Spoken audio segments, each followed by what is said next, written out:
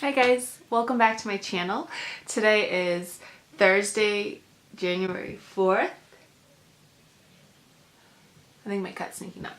But I am starting a new series on my vlog channel. It's going to be called the Wedding Bell series. This is episode 1 and I'm thinking of doing like a vlog style like this once every month. That way it kind of keeps you guys updated and I let you know what's going on, and that way I have these memories to look back on as well.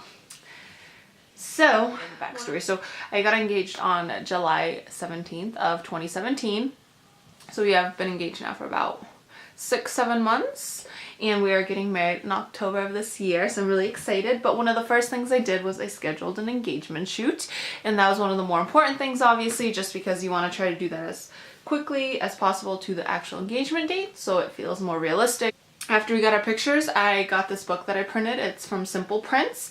It has a lot of our engagement pictures in it, and I thought this was like a really clever way and a good memory to always be able to look back on the pictures and have a little, almost like a little photo album. So this is a really cute idea, and eventually I'd like to get a bunch of these with our trips and vacations so you can have like a little binder set on a bookshelf. I think that's a really cute idea. And one of the second things I did was, I feel like every girl does, is they buy a ton of wedding magazines to get all the ideas. They start Pinteresting, they start Instagramming, and unfortunately I was one of those girls. But the positive of this was I actually found our venue in this. It had a 2-page spread. It's called the Grand View in Mendon, Mass. And I absolutely love it. It's like a waterfront location, but it's beautiful. It has a great scenery. It's elegant but not too elegant. So I was doing a lot of shopping for different books just because I wanted to get as many ideas as I could, and this is one of the best books that I have purchased. It's a bride-to-be book, a journal of memories from the proposal to the day that we say I do, and pretty much it gives you a lot of different prompts, and it's a his and her, so say like what was her first impression, and then I would write my first impression of him, and then it would say what was your first impression of her, and so then he would write what his first impression was. But it's just a really good way to be able to write your memories and then write little notes and then have these to look back on when times get tough or when you're feeling a little down, just to remember why you guys chose to be with each other in the first place. And plus, like, now it might not be a big deal, but if you think of like maybe 5-10 years down the road or even 20 years down the road, it'd be really cool because I feel like you forget a lot of the small moments, the small little things that you loved about each other. So this is a really great way to remember those. You can also insert like little pictures here. You can pretty much, it's like a little scrapbook that's designed to kind of guide you through it, so you actually have an idea of what you want to write, what you want to say. But I really love it. It's always really nice to read what he wrote and then he reads what I wrote, and it's a really sweet way. So this I got at Barnes & Noble. It's called the Bride-to-Be book. I love it and highly recommend it. I also got the Not Complete Guides to Weddings complete guide. Obviously, for the first timers like myself, and for anyone who has never been married before, you don't really know much about what a wedding entails, what it really needs, what needs to come first, this and that. So this is a really great book. It goes by step of a lot of things that you might have questions on. Anything from the venue, to the date, to the bridesmaids, to the groomsmen, the wedding budget, flowers, photography. It's really, really important to kind of have some kind of guide or like list or something that will guide you, because, for instance, when I first got engaged, it seemed very unreal, but then when we finally booked our wedding date and the venue and everything like that, it seemed kind of so far away, because we pretty much will have like a 1.5 year engagement. But now, as we're like nearing 10 months away from the actual wedding, everything seems to be like creeping in closer, and so the closer you get to the wedding date, the more that you actually have responsibilities for. So it's a really great way to kind of make a little step-by-step checklist so you know what has to happen, but also you're not going to miss the important steps that then are going to, you know, make it harder for you to plan the wedding of your dreams.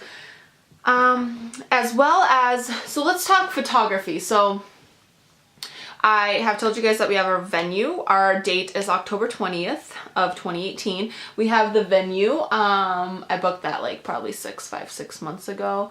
I booked that like very soon, and it was like the second venue I saw, but it was booking up quick, so I loved it. So the next thing that I want to jump into is photography.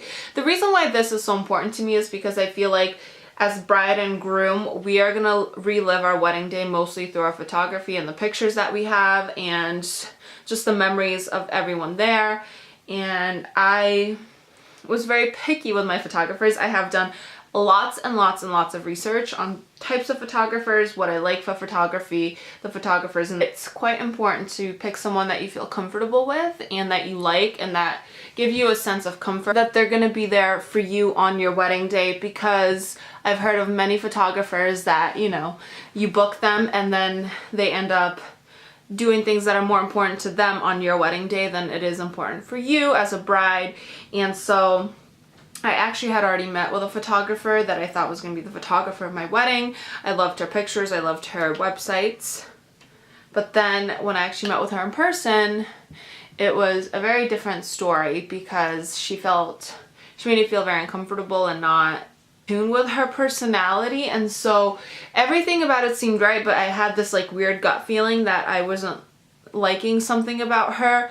So I struggled with it, and eventually I found this other photographer that I'm actually absolutely in love with. I love everything about him, his photography, his demeanor, his personality. We met with him and he was super, super nice. So I feel comfortable that I'm going to be really comfortable with him on the day of our wedding day. So I definitely recommend doing your research for photographers, because they all appear really nice when you first see them on their websites, but then when you actually meet with them, it can be a big difference in your experience with them. So I highly recommend not just picking the first one you see, because you just want to know. And I knew when I found the second photographer that I was gonna really, really like him, so I went with him. But do your research. Most important part as well is to stay organized. So I got a binder where I pretty much put a lot of organization into. So I have our venue, I have little pads like of our contracts that we have already picked a band as well, so I have our contract with them. It's the Ripcord. I love them. We're doing a 7-piece musical, so it's saxophone, band, drums, electric guitar, piano, acoustic, and then like 2 singers. When you first start planning, you think that, you know, what do you really have to put in there? Like, you don't have that many papers, but as soon as you really get closer to the wedding date and you start meeting with one vendor and another vendor, it really does, you really start building up a lot of information, and the last thing you want is to be misled or like sign a contract and not even know where your contract is and have just like things like that happen. So to make it go as smoothly as possible, I highly recommend trying to organize and get a binder so you can put everything together. So then if you ever have questions or any concerns or things that you want to look back on or confirm, you can just pull out your binder and you know that it's going to be somewhere in there, rather than digging through all your papers or then trying to get in contact with the vendors, which sometimes can be a pain in the butt. But I have also, which you guys will see later in this clip, I will insert the clip on a different time, I had vlogged my bridesmaids gifts that I got. So I had already asked my bridesmaids at this point. They said yes, so that's exciting. I will show you guys the clip toward the end of this video of what I got them and my flower girl and all that stuff. Okay, so here they are. So one of the first things I got these custom designed little baggies, and I got them from Etsy. So I only got them for a couple of my bridesmaids, but they have the original, like their first initials on this, and they're really cute. They have like a nice little sparkle to them. The back is blank, and then on the inside it actually asks you, so I will show you that in a second. Okay, so like I said, these are the little baggies, and on the inside it's really cute because it says will you be my bridesmaid, right on the inside. So on the inside I got for them bridesmaids Alex and Ani. I got them a little cute bracelet, and this one says bridesmaids on it, so it's super cute. Like some nice little bells, and it just says bridesmaids on it. I thought that was really nifty. thing I got for them was this. So my wedding color themes that I will go over a little more is like a hunter green and gold. So this is really cute, just a little green chocolate. So I thought that was really cute. And then I also got these from Barnes & Noble. They're just like 2 little letters. Like this one says, when the going gets tough, and then you fill in the blank, and then on the day of your wedding, be sure to. So pretty much they can write these little letters and like respond. And then, because if I open it, it's like a little letter inside. And then they can tell me like when to open it. So like if I open it the day after the wedding or whenever they want it to. But I thought that was something like personal and cute that they can fill out and like give me advice. Pretty much did the same exact thing in this one. I just have a gold chocolate, and then the bracelet that I got in this one is a little different. This one is actually beautiful. It's a rose gold. So pretty. It's a rose gold one. I think it's beautiful. So that's the other one that I got. It's actually not going in this bag, but this is my other bridesmaids. This is a Sephora bag. It's not going in there. I actually got her a cute little brown paper bag with a little heart on it. I also got her a little chocolate. And then she's actually going on a road trip for like 3 months. So I figured this would be a really cute gift to tag along with it. It's a packable down throw. It's super soft. It's supposed to be super warm. And it's just like a little blanket that you can cover yourself up. I figured this would be very useful for her when she's actually traveling. It's small, convenient. And then I got a little letter for her as well that says, to the bride. And I got her a friendship bracelet. This is actually from Rebecca Minkoff. I can actually pull it out and show you. It has instead of jewels on it with gold, and I think it's so beautiful. And it's like, it's supposed to be a friendship bracelet, so I thought that was really cute. If you guys can see that a little better. So that's what I got her. And I also ordered this box from Etsy, and they custom made it for me. It's like actually a very durable gold lined with a cream white, and then they engraved her name in it. Her name is Olivia. And when you open it up, this is like a magnetic. It says, will you be my flower girl? And I love that. So I threw in a bunch of like flower petals in here. And I just got them at Hobby Lobby. I just got the white ones. And if you look inside, I threw in a cute little crown. This is just like a little hair clip that she can stick in her hair. I thought it was beautiful and so cute. It's very pink. And then I got her some bubbles.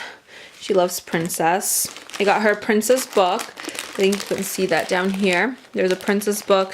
I got her color-free like coloring, but the marker doesn't stand anywhere else because she's 3. She'll be 4 when we get married.